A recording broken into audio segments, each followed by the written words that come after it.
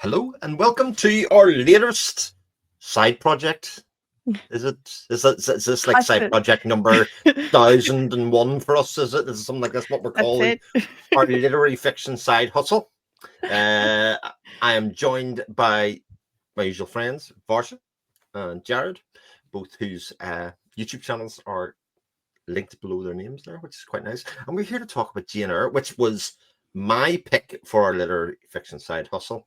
Um, Something that I had never read before. It's floating across your face. Jared had never read before, but it was a reread for you. Oh, fancy edition, fancy edition. And coming out, I've only got paperback version tabbed. Mm. But yeah, fancy one for Varsha because this was a reread for you, isn't that right, Varsha? Yes, it was. I listened to it on audiobook the first time and I wanted to read it this time. So, yes, I Oh. reread it. And I thought I'd read it pretty recently, but it turns out, like, when I was checking Goodreads yesterday, it was 2021. So, 4 years is not a bad time to wait to reread something. Yeah. Mm. Now, in my mind, 4 years is very recent, but we have all the theory of relativity will say that my age span is longer than your age span, Varsha. So 4 years for me is very recently. For you, maybe not so much, but there you go. Mm. So yes, we're here to talk about I mean, it's literary fiction, but it's one of those kind of strange genre bending Mm. books, I would say, in a lot of ways. There's gothic. It's very, in fact, I think it's incredibly gothic, and it's written. There's romance in it. There's lots of stuff which I'm sure we'll get into. But overall impressions of the book, I'll let you start, Jared. Oh, me. All right. Yeah. I enjoy myself reading this book. I'm a big fan of 19th century literature anyway, so Mm. that is no surprise that I enjoyed the writing style Mm-hmm. of the period. The period style of this writing was around 1850, and I that's from somebody who's read a lot of literature from this period. I've read the Frankenstein's and the Mm-hmm. other stuff, Poe and Jane Austen and some other literature in this century. Um, it was uh, it was just kind of right up my alley, and I just kind of dove right into it and really enjoyed the style.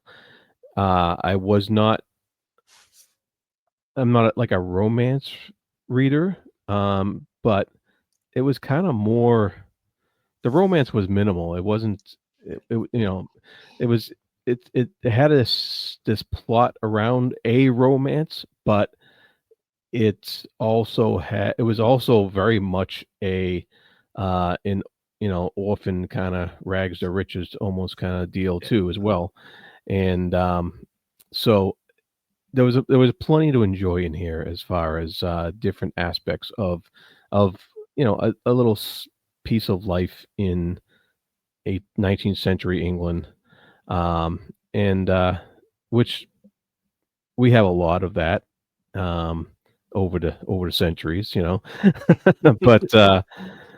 but we've also read tons of other stuff since then as well. So it was nice to go back to it. Yeah. Yeah. I agree with that. Varsha?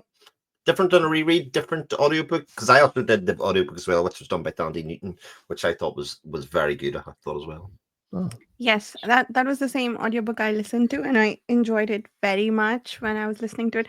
There was a lot of drama that she incorporated into it, like, and this was during a period when I was listening to audiobooks to help fall asleep. And so there was some some like fight scene, not fight scene, like when she's arguing with her cousins and so on. It got a Mhm. little loud, but like I kind of enjoyed the drama that she sort of infused, I think, the audiobook with overall. It was nice to go back and reread it because I I think in general there's different things I latch on to when I'm reading versus listening to the audiobook. And depending on how I'm listening to it, I might notice things that I wouldn't when I'm reading, right? Like I do tend to lose focus in both cases sometimes. So what parts I lose focus on are different. So I think the descriptions, for instance, sort of my eyes glaze over, but I'm able to pay more attention to them. So I think it was definitely nice to go back and reread because um yeah, so I was able to make connections with the like a lot of times. I think we talked about this on the forum as well. The way she notices the environment and like the surroundings reflect her mood quite a bit, and that I probably didn't notice the first time around. Also because it's been 4 years since I I read it, and I feel like I notice more things now when I read because of all the discussions we have. Um, but yeah, it was fun to go back to it, and it's not one of my favorite books ever, I don't think, but I still enjoyed reading it quite a bit. And that is a Tamil movie that I loved that I realized was based on this. I don't know when I realized it. It might have been during my first read of it. So it was fun to like also I'm probably gonna rewatch it after this. So I enjoyed the associated memories with all of this because I watched that when I was a kid. Hmm. Yeah, for me, I first time read, like I said, but I had seen a stage adaptation of it by the National Theatre in Britain, which was utterly phenomenal for it, and really enjoyed their interpretation of it because it sort of broke down the idea that this book wasn't what I thought it was. Because to me, in my head, it was a romance, and romance first, last, and central have kind of grouped into that what we call period romance in a lot of ways, with a lot of those other films that Austen's etc. around it. Um, but I think it's this genre is very interesting, especially for us who read a lot of sci-fi fantasy, because this book to me, aside from being like incredibly readable, like that, I flew through this in ways that a lot of fantasy books I don't sometimes because the prose was so readable. But it's almost like the hero's journey, even though it's not. There's very much coming of age young girl in this case, rather than the hero that goes through and the stages of their life and how the relationships shape the person who they are for good and for bad. It's very akin, I think, to a fantasy tale in a lot of ways, because to this girl, she's searching through the early parts of her life for what her future is going to be and who she's going to be when she grows up. And I think that forms a large part of it. The book is like her realizing who she is and who she wants to be, and her making her own choices about that kind of stuff, and not what other people want her to do or expect her to be. So for me, I think this is a very interesting comparison to, say, the Cormac McCarthy books we've read in this side hustle, or American Psycho, or I think Frankenstein was the other one. None of them really fit that archetype, I don't think, quite the same way. Whereas my opinion before reading any of these would have been that Jane Eyre would have been the most different from what I normally read, which I just think is really interesting. Wow. Yeah, that is pretty interesting actually, because she does, in the end she kind of wins in a way, she when she gets she overcomes the obstacles of certain things in order to progress up to kind of like the next level when she gets the moves from orphan to teacher, and then moves from teacher to mistress, what do they call it? Governess. Governess, yeah. And then she moves from governess to heiress. So there was separate stages that she went through, and there was obstacles for each one all along the way, and even a setback in one case, where she's thrown back into the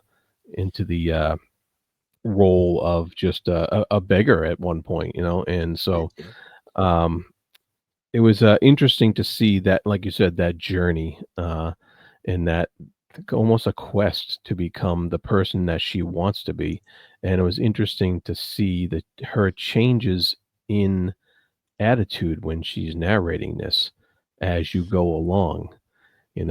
When she first starts out in the orphan, um, she's really like picking on the people that are telling her to shut up and be quiet and sit in the corner, uh until you can speak pleasantly, remain silent. That's what she was told, which you hear that a lot from, during that time period where children were supposed to be seen and not heard. So that totally fits with what was going on. And she even decries her ability to be able to fully articulate her feelings at that age when she was in that house underneath she was kind of a charity case Yeah. in that house, and she tells us that children can feel, but they cannot analyze their feelings, and so there was a lot of focus on that. And then as the book goes on, and she gets into different positions, her focus changes, and there was even one point towards the end where she kind of becomes a little bit snobby at some points, and you're like, oh, okay, so having money makes you have a little different viewpoint on things.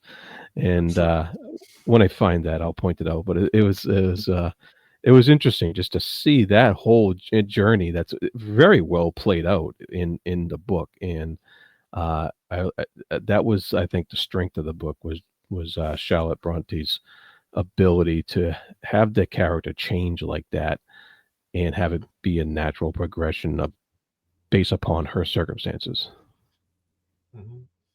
I think I found the beginning of the book to be some of the most insightful commentary, like what you just said. Jared reminded me of her observations about her feelings and ability to analyze them, and she talked a little bit about.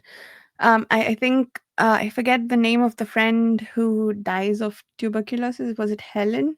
Helen, yeah. Uh, yeah, I think so. Yeah. Helen Burns, right? Yeah. Yeah. I love the conversations that those two have about the nature of God, and I guess how they find comfort in a higher power, and how Helen teaches her to be more, I guess, grounded and not let her feelings sort of let her fly off the rails. Like she is very justified, I think, but I think what Helen teaches her is to express it in different ways, or to uh it to sort of be quiet and like be noticed for the injustices that are done to her, but without her playing a major role in it, which I think those were my favorite parts of the book. And yeah, and I like this thing of the adult Jane Eyre looking back upon the child and sort of talking about how immature she was, and expanding upon I guess the lack of maturity, and then and then actually the very mature conversations that they were having. So those were some of my favorite bits of the book for sure. Yeah. Yeah. A great line to go along with what you just said, Vasha, was this it is far better to endure patiently a smart which nobody feels but yourself Mhm. than to commit a hasty action whose evil consequences will extend to all connected with you. And Mm, that yeah, fits exactly what you were talking about. Yeah. yeah, Yeah. yeah. Like I don't sorry, Chris, just one moment. I You don't go. I don't Go. like fully agree with Helen Burns either, but I appreciated the conversation they were having, because I think she was like, yeah, I messed up. I lose focus, so it's fair that the teachers yell at me. So and but I think it also points to how a lot of children, or like maybe I don't know if I'd go so far as to say that she was abused. Helen Burns, I mean, not Jana, she definitely was, but they tend to think that it's their fault, and and Yeah. the other person is justified in how they treat them. um so I do feel like her attitude is definitely at least a little reflective of that, but even so, I appreciate her sort of self possession and maturity in the situation. So now, Chris, sorry. No, I'm pretty much going to echo what you said, because I'd also highlighted that passage as well, Jared, to kind of sum up this Oh, part of the book, indeed, because I think it is almost like a bit of a foreshadowing in case for a lot of what her kind of thought process throughout the whole book, because I think she stays remarkably consistent in not in interactions necessarily, but in who she is and true to yourself. The person that she presented at a very young age is the person that ascends their way through life, and how she is influenced by everybody that comes into contact with her. And in some ways, like, she has not a great childhood, but she does see the difference between different peoples and classes in life. She's influenced by those that are supposed to love her and care for her, those ones that aren't but do, and also influenced by the kind of missing love that she knows is there with the dead. And I think that that part in the start of the book is really interesting as well, because she knows there's a void left in her life there that was there beforehand, that could have been there and still should have been there. And it sort of is a bit that sort of propels her through life a little bit, sort of searching for that in the end, because she's aware of what that looks like and what that feels like for her. And so she's not just totally somebody that's born into an abusive lifestyle beforehand. She has some realization of what that is. And I think that kind of up that comes at the start of the book between there and the school is really interesting in terms of how it shapes somebody, and how it kind of makes them who they are in later life. And I think that's one of the things that makes this book kind of ring for me, is the fact that there was enough groundwork done at the early stages of the book to make it believable and to make it feel like a real character and a real person towards the end. Yeah, I agree with you. Like, for all that she was very much unloved as a child, she saw friends where she could get them right, like with Helen Burns and the teacher that she was very fond of. And I think Mr. Rochester and St. John, is that how you say his name? St. John, yeah, St. John. Yeah, St. John. They I I don't know why, but my memory of it was, she took the first love that she could get, right? Like, she's been so unloved, but that's not true. She very much knows what she wants and why she likes Rochester, for instance, because of the conversations they have. And Sinjin, that was interesting too, where she told him off for him wanting to marry her. So yeah, I like this notion that she's very much aware of who she is and what she likes, and she would not, and this was true from the very beginning, that she would not just cave to other people's notions of how she would behave. She would do what she thinks is appropriate in any situation, and she like fight against injustices against herself. Yeah, she had, and her friend Helen helped her out with that a little bit, I think, because at first when she was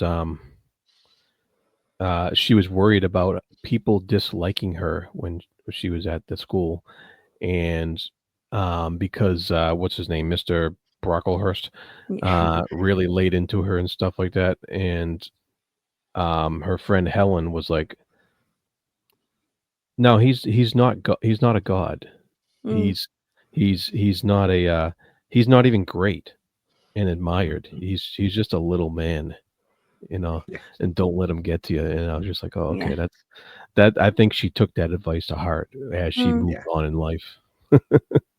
Yeah, definitely. Yeah, very much so. That we'll go back in a second, but since we're on the topic of Helen, the scene where Helen dies again is the first real.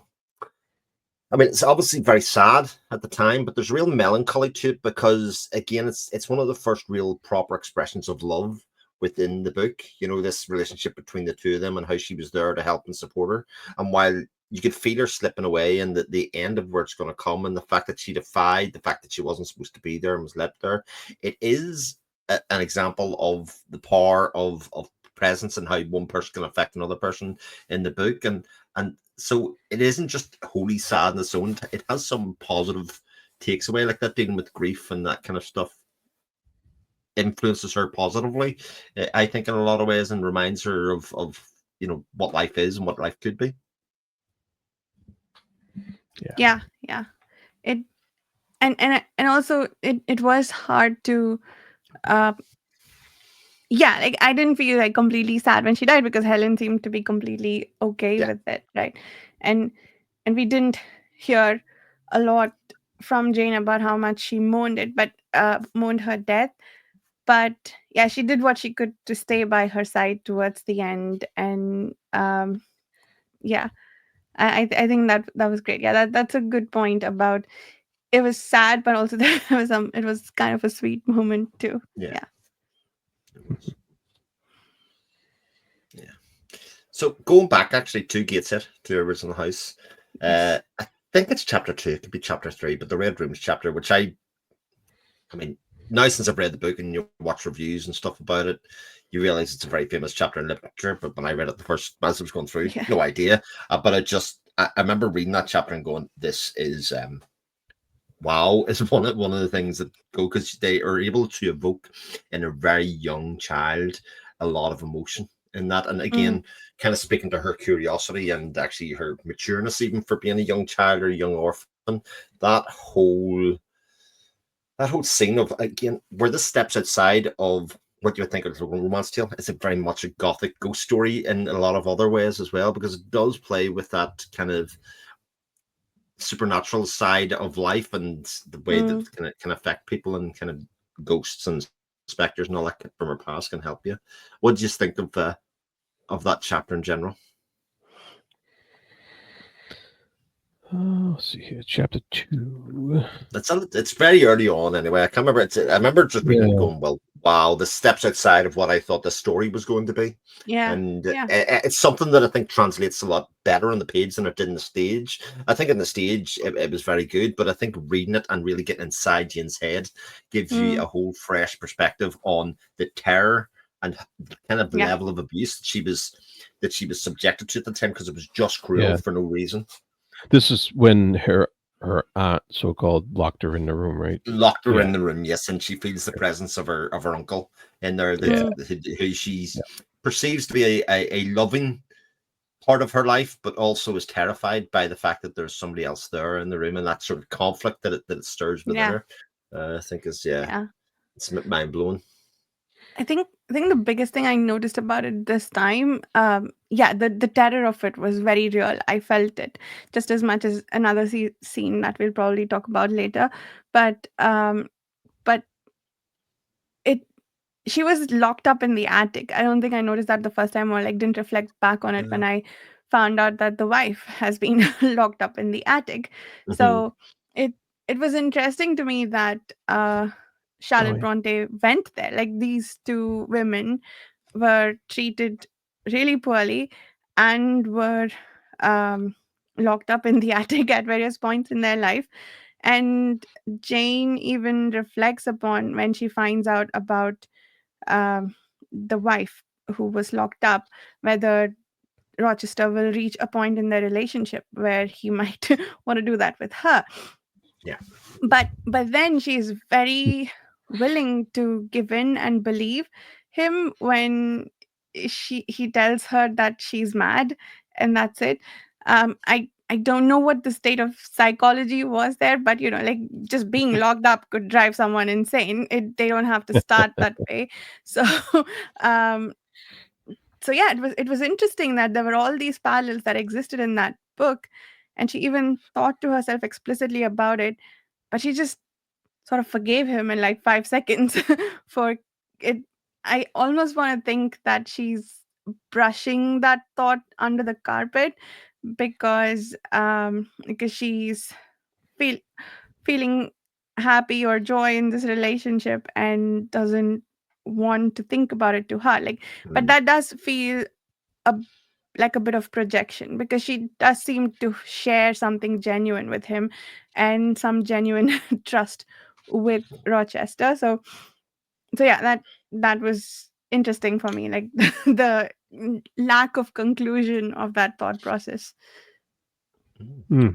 That is interesting. That's because she doesn't find out about the wife until she's already been through some of the harrowing incidents Mhm. that were caused by that That's those true. incidents that gave the book the gothic feel that Mm, you're talking about.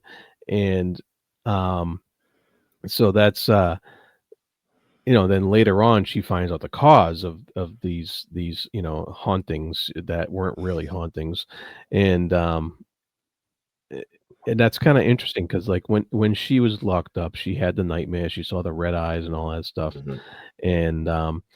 and so that I wonder if she when she, on older reflection, looking back, she realizes that it wasn't anything supernatural, and so she's later on attributing the fact that she felt these incidences and stuff like that and realized what they were again. You know, Hmm. you're not going to fool me twice, basically. And so I wonder if that's kind of the attitude she had towards it. Yeah. Yeah. It is, Hmm. there's a couple of things strike me about it that are interesting. One, that the first part of the book is very much Cinderella, that fairy Hmm. tale, in a lot of ways, with the abuse and her getting locked up in the tower and kind of being kept away and from the Hmm. rest of the family. But also it starts the idea that there could be a supernatural element in this book. That Red Rooms chapter does that with the red eyes, etc. So that when she starts hearing the things up in the attic, you don't know whether it is a ghost story or what is Yeah. happening there. It sort of provides a tangible reason for the things that are happening in the attic, outside of, like, if you don't do that, maybe you just go, there's somebody upstairs. But it does Hmm. sow that seed of doubt in the book that there are, there's an element to the storytelling, because it's literature, that it could be anything really at that stage, and sort Yeah. of obfuscates what the obvious thing about it is, which was actually true. Yeah. And I love that those touches all throughout the book of inviting the supernatural in, but Mhm. Hmm. not really having it play out to be anything. Yeah. But Hmm. you constantly, as a reader, you constantly get that invitation to want to see something, to want to believe something. Yeah. And it was interesting too that for all the supernatural elements that were sort of dismissed throughout, the final thing, like the conclusion and how Rochester and Jane are brought together in the end, is through them hearing each other's voices across Mhm. space, across Exactly. a Yeah. Yeah. distance, right? uh, so yeah, that was interesting, that played such a big role in all of it. After sort of being told to dismiss the rest of it, well, okay, one of them was literally the wife trying to, just lovingly inspect this person. That scene was so creepy. We'll talk about it, um but the other one, it now we have to go back and think about whether that meant anything, right? Because of what happened towards the end. So Yeah. yeah. Yeah, it sort of goes back to the idea that this is sort of genre bending in a lot of ways, because it uses a lot of those tropes that branched out into their own thing, very Mm, successfully within this book, to kind of give it that extra layer and create that layer of escapism and things that are very much inherent in the kind of books that we tend to read an awful lot now in yeah. fantasy and sci-fi. It definitely has that core element to it, which I think is just so good and great. And also within the house in Gateshead, she has that one person that cares for her, which is Bessie, the Mm, maid. yeah. Somebody from, like, probably seen as lower class or mid class or otherwise, but again, it helps her identify with that kind of person throughout her life, Yeah. again and again and again, as a Mm, person, yeah. somebody kind. In fact, there's that kind of idea, even though the aunt was very cruel to her, the rest of the family were very cruel to her. The days when they took themselves off, and Bessie said, "We're going to do something fun today, just the two of us," and it might have been Yeah. just cooking or whatever it was, but again, she had that perception of what a loving or somebody caring for you was early Mm, on in her life. yeah. Yeah.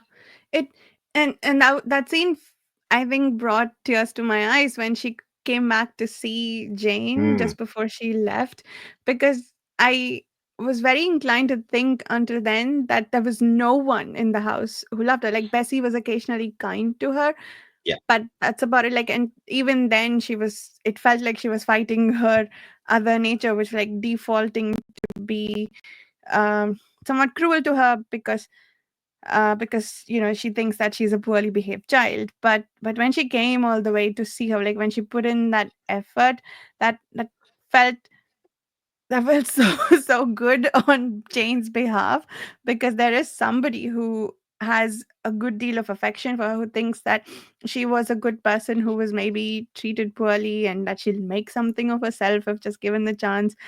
So yeah, that that felt really good. That was one good cathartic scene. Yeah.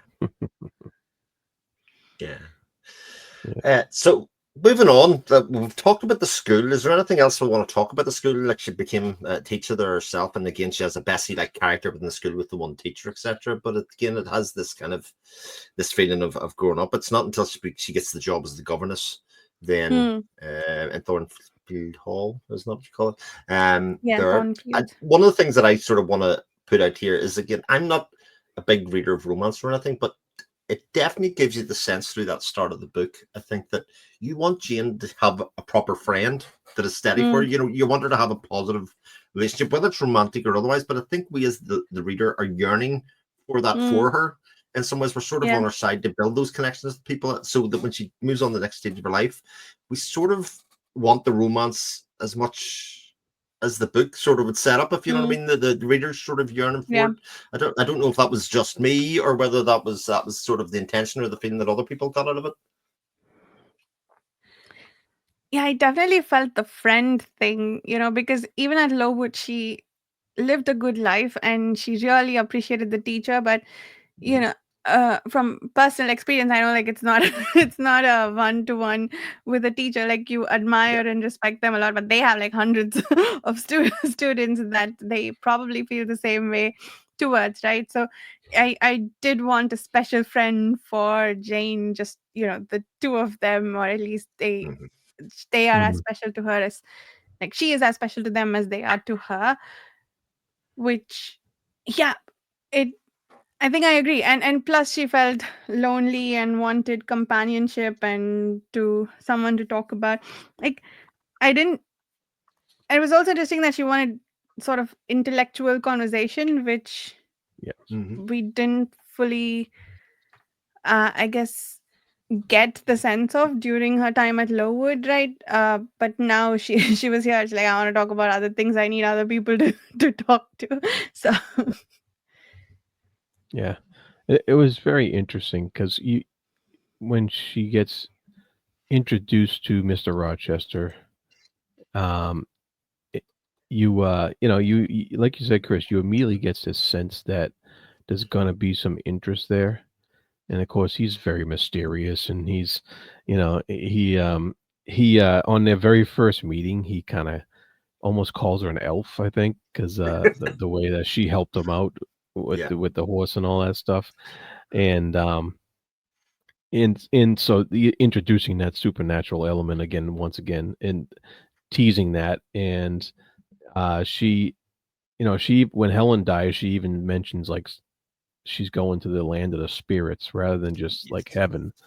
And I found that interesting because this is, a very religious time back in the 19th century. So, and I found it interesting. She was, had different views on that and questioning it a little bit. But when, when the mysterious Mr. Rochester comes in, don't you want to just like find out more and more about him?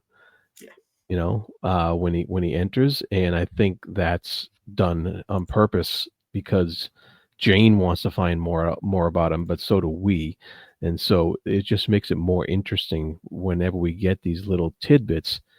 But you're also cautious for Jane as well, because you're like, well, this guy, he's older and he's established. He has property. He's a landed gentleman, and he's got to have a history somehow. And of course, we get a lot more than we bargain for when we do find out his history. But the thing that really threw things into like a really strange atmosphere was when he pulled off that whole disguising tell your fortune bit. I was just like, wow, okay, this guy is really he's something else. He's like he's playing with this whole bit. He's kind of an actor. He's kind of a what else is he and that brought up a lot of questions for me about who this guy was and what he actually wanted. And he's delving into her just as much as she is to him, and just as much as we are to him, but we don't really get his perspective that much. Yeah. And so it was just like it was really interesting and strange amount of events that led up to that. Yeah. I thought that was such an interesting narrative choice to let us into his character, isn't it? Because an awful lot of that before is very coy. You know, she's basically a servant.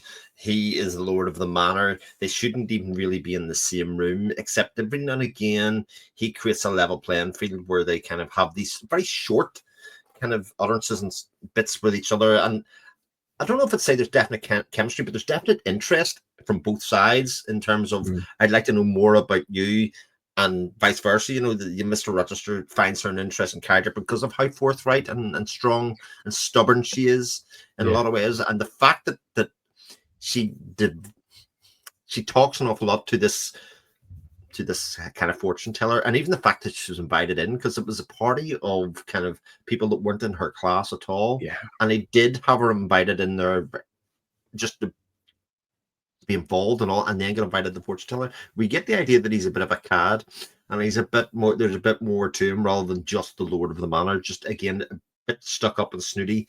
That maybe society would tell us that those people are. You know, they see themselves as separate.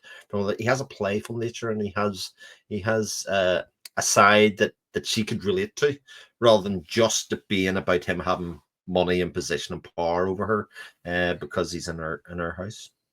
Or his house. Yeah. Yeah. Yeah. And he finally slips up somewhere. I'm trying to remember where it was, where he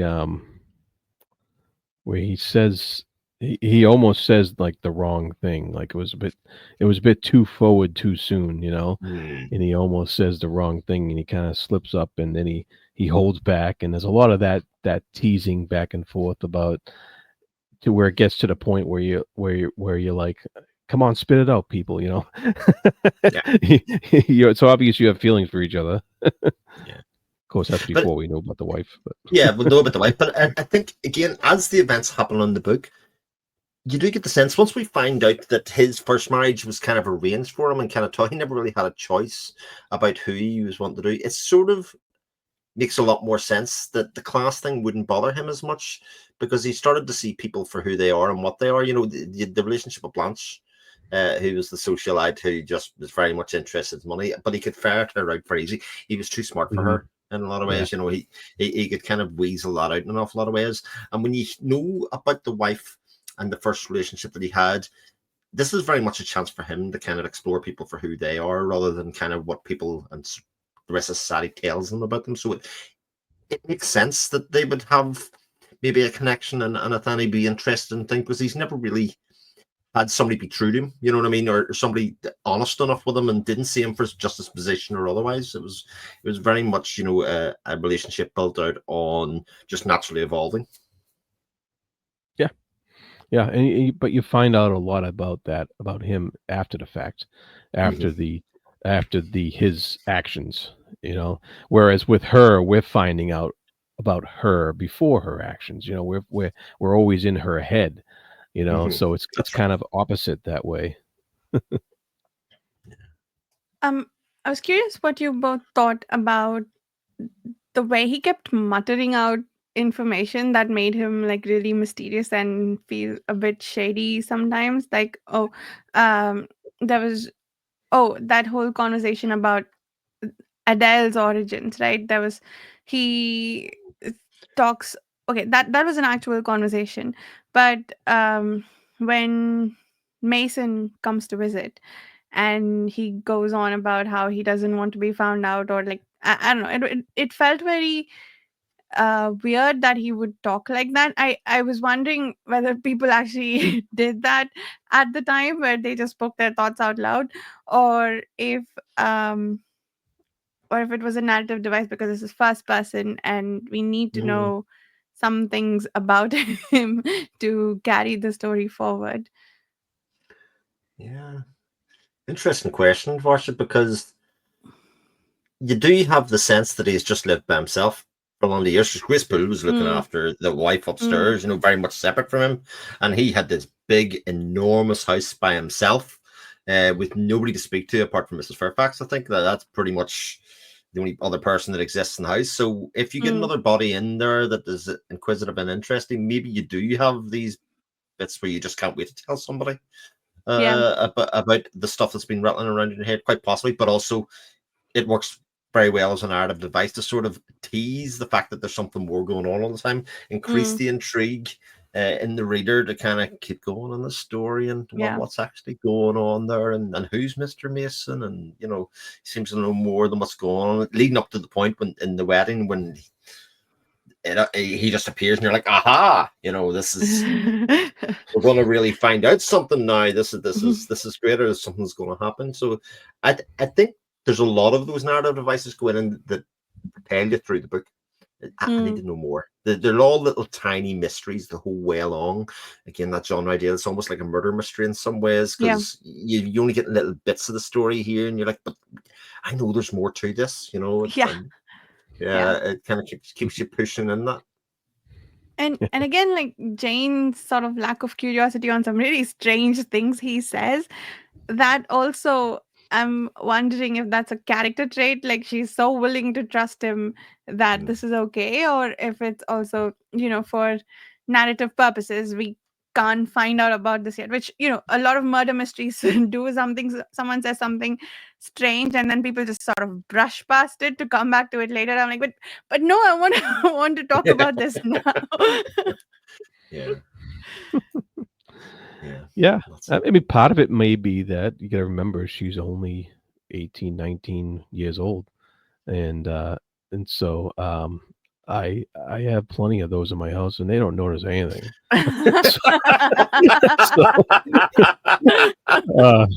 Not even plates sitting in the living room, Jared. Dirty dishes. Not even that. Not even that. Yeah. Definitely not that. Yeah. But I mean, yeah, she's a very intelligent 19-year-old, but so I think on the narrative side, that you have to, she kind of wants to use that as well, her young age, and it helps to move the story along without her noticing those things that we're probably picking up, going, hey, hello, but I think it works. I think it works for the story. How classic of a scene is that when she leaves the altar, like the I objects, that's like one of the all-time classic scenes in especially in romantic literature. It's just like, wouldn't surprise me if a lot of stuff later on was riffing on this, Definitely. I love, actually, again, to go back to another kind of fantasy genre trope. This is very much a found family that she arrives to in Thornfield Hall. You have Mrs. Fairfax, it's like almost the mother, grandmother, or the matron of the house. You have the daughter in Adele. You have Mr. Rochester, and I think in a lot of senses, even given the end of the book, this is the happiest time of Jane's life in a lot of ways, because everybody has a role within that house. The only thing that's missing is the love of father and mother, and again, I think that's a narrative device that Charlotte Bronte uses, and actually to say this is a family already. The only thing it's missing, what it's missing, and sort of having the reader kind of push for that themselves as much as just reading about it. I think all those kind of little breadcrumbs are sort of left for the reader, and I think it's interesting reading it now, because it was obviously a well done trope then, but I think it sort of works in reverse reading it now, because so many stories have been influenced now that we sort of know that those tropes are there and those kind of things are going to happen, so it can kind of lead us through in the future when we're reading back about this earlier time. Yeah. I like the transition to the literal found family as well. Yes. Yeah, right. Nice segue, Varsha. That's quite impressive, that one. Yeah, absolutely. Yeah, we have to go through a bit of suffering to get there, though. We have those Yes. scenes where she basically nearly dies and fleeing. She leaves in principle, It won't take Mm. money from him. All of those things are missing from her life, and doing that. But she kind of makes her way through, and it basically raps on a door, and it's a little bit of a thing that can only happen in a book. That she Yeah. happens to Yeah. rap on the door of her Yeah. family, but a bit It's convenient or otherwise. But it creates It more works. intrigue and drama there. Yeah, Yeah. it's Yeah. the cottage of convenience. yeah, Uh, And you know so, what's funny is she gets the letter that the evil aunt held from her, hmm, um, or the evil stepmother from Cinderella held from her, right? yeah, She gets the letter, and she finds out that she has, this person who's going to give her this estate, and she but then she kind of forgets about it for a while, and she gets caught up in the whole wedding thing, and takes off and goes and finds her found family, yeah. literal found family, and for the longest time I'm like, when is she gonna like remember that, you know?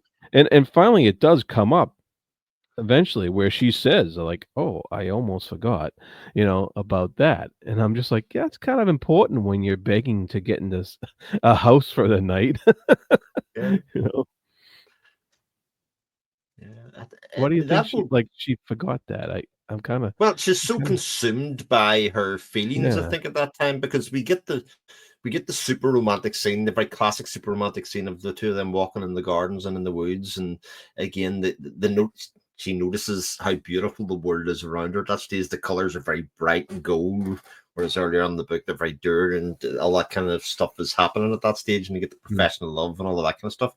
And I feel like she is kind of taken over from that and that whole period in her life where that's the only thing that matters to her. And in some ways, I think narratively, she would never have been really truly happy with that because she would always have felt inferior in some ways. So actually consumed by this relationship, the breakup relationship, and then trying to find out what's next. I think we, even the reader, sort of forget about it a little ways. You didn't, and the fact that I definitely did. Um, the fact in that case, even though I'd kind of seen the story beforehand, I forgot about it in the book. So, yeah. yeah, it was bugging me the whole time. It was just like, but I love the explanation of the aunt of why she held the letter back. Mm, It was like, "Because I disliked you too yeah. fixedly and thoroughly ever to lend a hand in lifting you up to prosperity." How bitter of a bitch you gotta be to hold something like that over somebody. Because interestingly, when she goes back and she's dying, in that Uh-huh. stage, we think she's going to profess, sorrow or apologize for being so cruel to her. Nope. That's sort of what we think as the thing. Oh, this is going to be nice. This is going to be like a redemption arc for her. This is going to be like that. But in actual fact, it's the opposite of that. And again, that's what we want as a reader, but we don't get it. We get something that's probably a bit more juicy and interesting in a lot of ways. Mm, yeah, no kidding. yeah.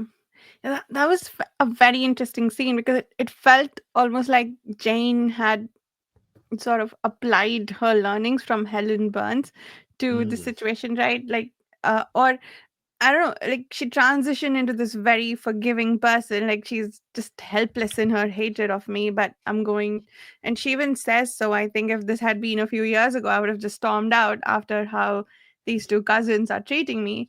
But now I'm gonna stay here and like I'm gonna mind my own business. I don't care if they don't like it. And that even helps her develop a friendship with them. um Yeah. so it was interesting how easily she forgave the aunt, which I think maybe, now I think about it, also sort of set the stage for how easily she forgives Rochester later on, no questions asked. mm, But it it felt like the thing that she ended up doing, the aunt, made us hate her a lot more. And how Jane treats her, I almost wanted her to be angry at her at this point, but I was like, it's okay. I You're forcing me to be mature about this because Jane's mature, so I'll deal with it. Yeah, very much so. Yeah, fascinating scene. And there's lots of those little set pieces throughout the story that you think is going to be one thing, and but sort of developing in another way. And again, Mr. Rochester offers her money that she doesn't end up doing. She never feels like his money, or you never get the sense that his money is ever important to her at any stage, even at the times when she really needs it, or even in that case when she deserved it. You know, it was her wages, her pay, that kind of stuff. But you know, it was not the motivation for her. It was not who she was, and again, consistent with who she was earlier in her life. Yeah, and I think that kind of sets up her slip of consciousness about her own potential fortune, Yeah, because she's not concerned with that. She's not concerned with the money, and maybe on some level she doesn't even want anybody to know about it, because she's very, very keen on being judged for who she is throughout the whole book, and so, maybe that's, the reason for the slip of, memory there about she has a way out of her misfortunes that she did, uh, you know, run into. yeah, definitely. So we get to our proper found family. We get this relationship with the two sisters, which is a relationship she doesn't have with the two sisters from earlier on in her life as well. So like a complete contrast. We have the brother Sinjin that comes into it. And we get this evolving story, not just in terms of her fortune and the fact that she's very easily and very freely kind of gives it up and divides it amongst the family, but you get the proposition of her having a professional career and one that she can make herself with the school that she set up. It's made very clear from the outset that it's not actually what she really long term. You know, it's something that she's going to do in the short term. Uh, but I think as the reader would kind of go, well, why not? Because I think that's very much a thing of modern society. You say, oh, you're going to have a successful career. You're going to be successful by having this project for yourself. But she's not really interested in that without really having a bigger plan of saying, no, I know what I want. And so between that professional success and then the marriage proposal that she gets from St. John, which makes no sense to me still to this day, but I can't make sense of that one at all. Like I get that he's a missionary and he thinks it will work better for him that way, and that he does care for her, but he won't admit that it'll ever be anything romantic and stuff. Like, and the fact that she considers that at all, that bit must be a remnant of an earlier time. Yeah, maybe. Yeah. The but I feel like Bronte really sort of brought out the is sanctimony or like whatever this he read like such a sanctimonious ass to me through that. Like Yeah, you refuse God, and this is the yeah, only way I will take you. Like you are like she's willing to serve according to his definition of service. And I obviously have issues with what it is they're setting out to do. They want to go civilize the Indians, apparently, but okay. Um, uh, uh, but um, but yeah, like it's like the and Jane's refusal of it. I thought that was like I don't know why. She started to consider it towards the end, I guess, because maybe he started like put his hand on her hand and make it more intimate overall, and she started to fall for it, like fall for the uh, charisma, I think, of it all. But yeah, his proposal made no sense, but I can believe it, like that this person. I have met religious people who feel mm, very righteous in everything they ask for because it's for God. It's like that How I Met Your Mother episode where Barney's like, this is for the bride and everything is yeah, okay. So this is for God. I will make no justifications whatsoever. But you refuse me, you refuse God, and that scene was so infuriating. yeah. Yeah. I like this. This just will have to be clipped up. Varsha just related how I met your mother to Jane Eyre. I mean, that's absolutely fantastic. St. John and Barney as been the archetype for one another is is fantastic. But yeah, I think it presents a very cynical view towards people who are religious, you know, as well. The fact that you should be compelled to do it, and that there were people that would have done that, and people that would have said yes, like in large Mhm. numbers. It was sort of Mm. out of the Sure. norm for her to object and say no, and have that forthright view, and be strong for herself, even though she's toys with it quite a lot, you know. And I think that's interesting. Again, would have made it fascinating to read at the time, I think, again, because it's hard to know what kind of attitudes would have been about then reading it today, given, you know, the kind of the changing nature of religion in our society and stuff. But yeah, it adds Yeah. even another layer to this book that maybe you wouldn't have grabbed initially. Yeah, I think the viewpoint of the time that this was written, that it would be a kind of a shoo-in that that if he was to propose that kind of a thing, that Mm-hmm. you know, that it would just be almost automatic that the woman would say yes and go along with it. And that was something I think that Bronte was probably railing against a little bit, saying, "My Jane Eyre, my character is not going to fall in line with that kinda sorta thing." And that's what I set out to do, to show her that she is a strong character in her own right and will not, go to the normal more of society and just go along with something like that. And Jane Eyre even, in within the thing was she also refused Rochester's, you know, similar proposal That's true. in a different kinda way. He was proposing she be his mistress gallivanting around Europe, Yeah. and she was just like, "Well, no, do I what's better? To be a slave in a fool's paradise at Marseille, or be with this guy, be a slave to, um, his mission, his religious mission Mhm. in India." And it, she was, so she was against all that. She was very much very much a feminist in the context of the times, Yeah. that this was written. And, it's pretty interesting. It was pretty interesting to read those refusals and stuff like that in that manner. Yeah. Absolutely. And they were also for sort of the opposite ends of the spectrum, right? Like in the one case, she's like, this, I need to be honest to my God, because like she, Rochester points out that she doesn't have any relations who will judge her for being a second wife to this person, right? Mm-hmm. But, um, but she's like, no, I will judge myself, and I Yeah. need to, like, my God might, so Yeah. I need to be honest and true to that. And on the other hand, she is not, what's what I'm looking for, she's not so, she's not blinded by her faith. She will not just take what anyone says is for God. She will think about it herself.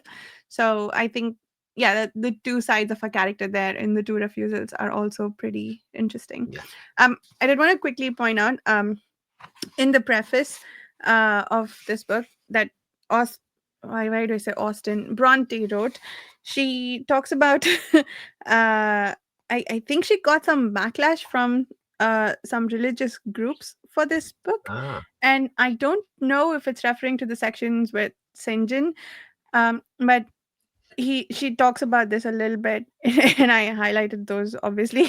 In whose eyes whatever is unusual is wrong, whose ears detect in each protest against bigotry, that parent of crime and insult to piety, that regent of God on earth. I would suggest to such doubters certain obvious distinctions. I would remind them of certain simple truths.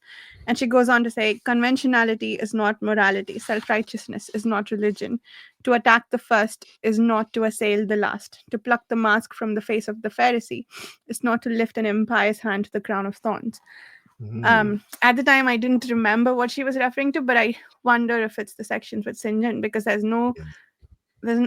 I can't think of anything else in the rest of the story Yeah, that I could would think so. provoke. Yeah. Yeah, she's not refusing God on that. She's refusing the offer, because she makes it very clear that if he did love her, she would have went, and if he was willing to have a romantic relationship with her, she would have went, even though they're related. But anyway, that's another weird sticking point in it, you know. Yeah, that yeah.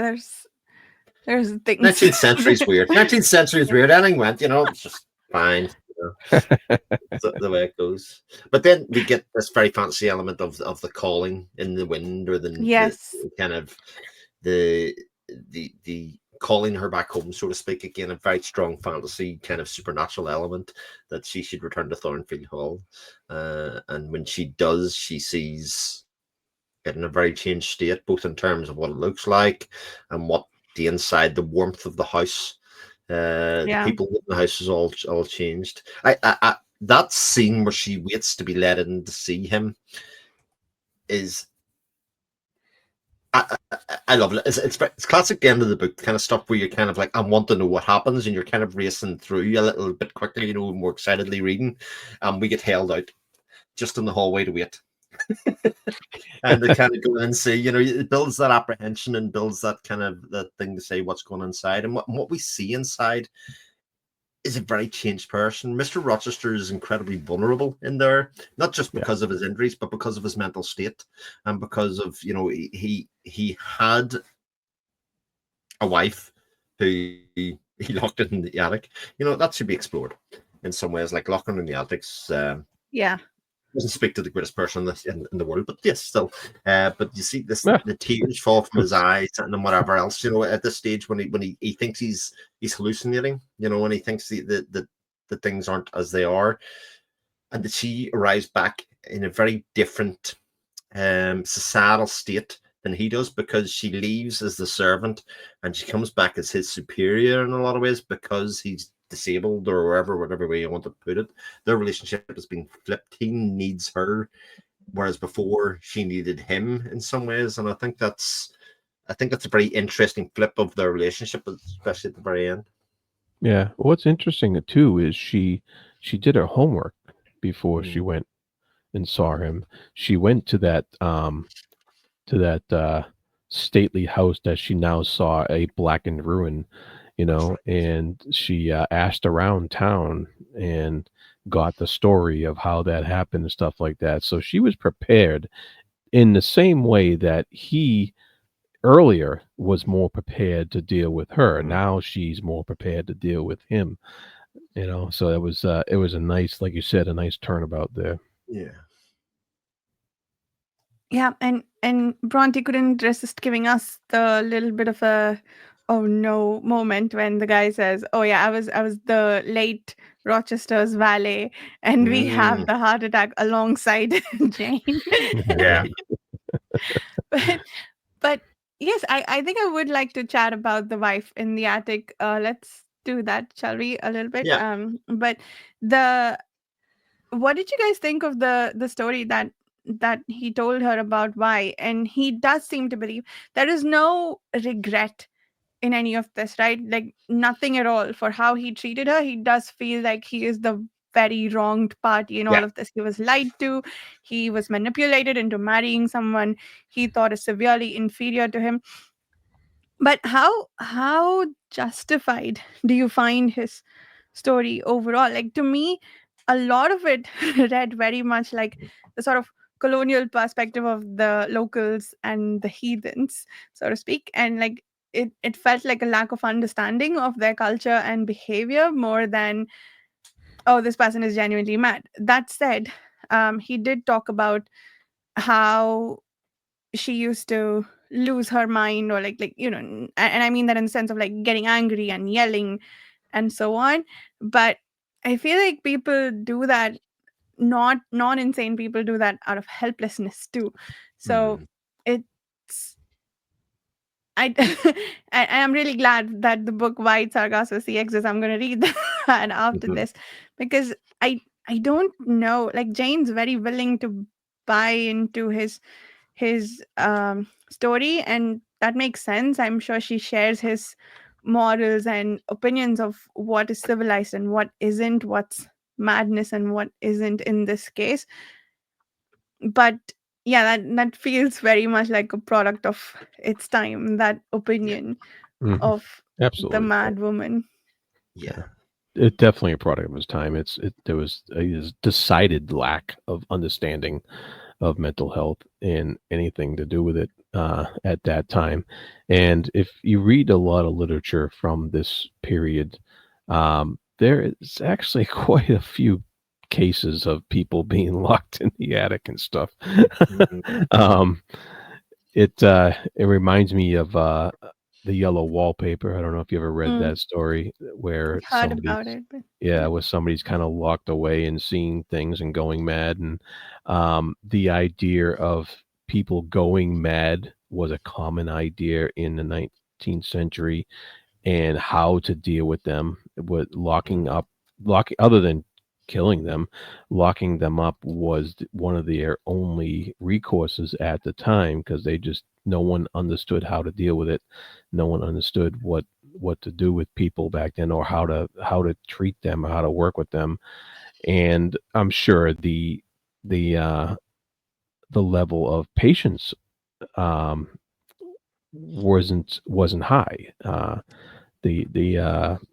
The compassion wasn't as high, because the resources weren't as high as well. And so that all led into that kind of thing. If you see a lot, like, if the people who weren't as well off, who had conditions like his wife in this book, had it way, way worse. They were uh, locked up in horrible, horrible situations during this time period.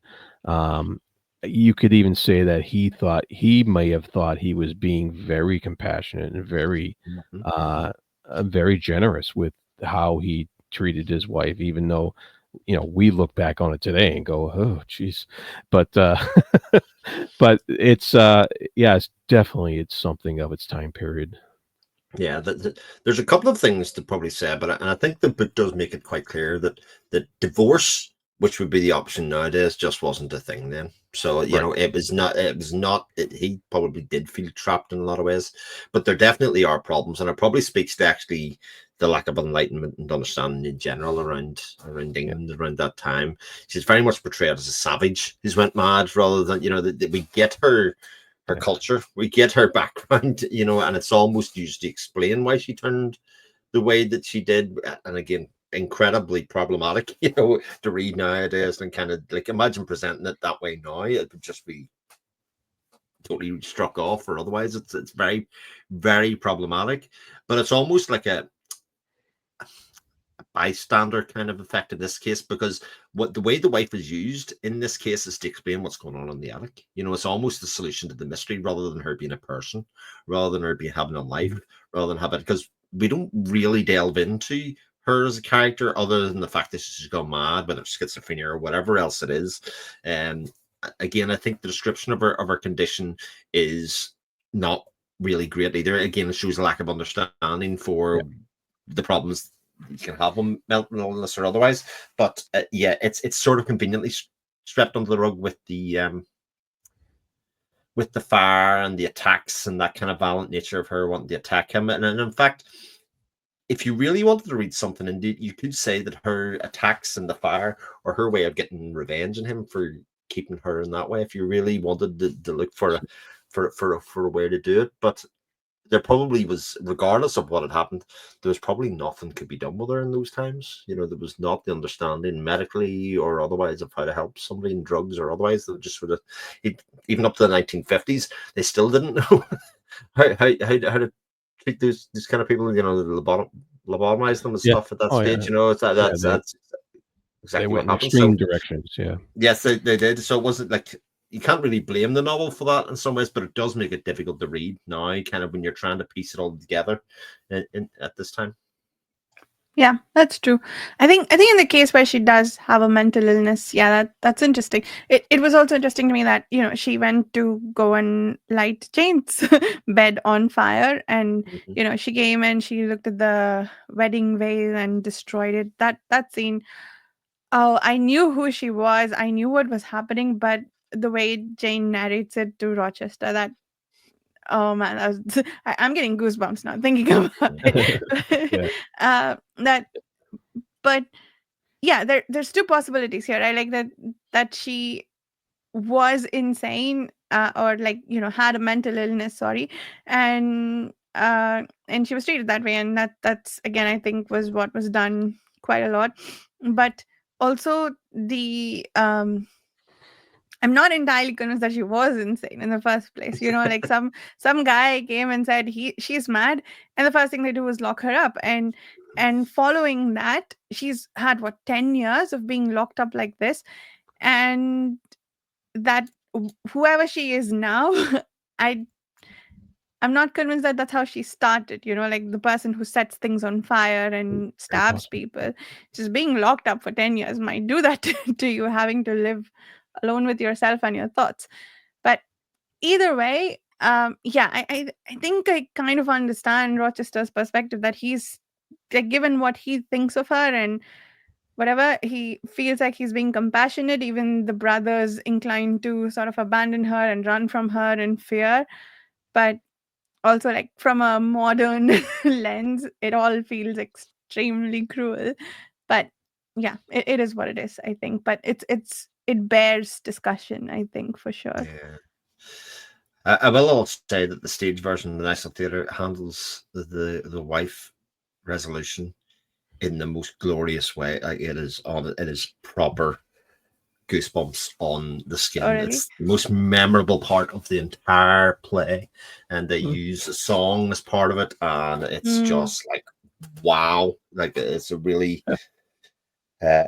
powerful way to show an mm, a lot of what she's thinking and what her side of the character is, rather than writing new dialogue. These are songs to do it, and it's like, I nice. encourage anybody to seek it out. It's on the National Theatre at home if anybody can get access to that in the UK Mm, or abroad, and you can watch it there. It is a fabulous, fabulous interpretation of this book. But yeah, very, very interesting. Hmm. Yeah. Very cool.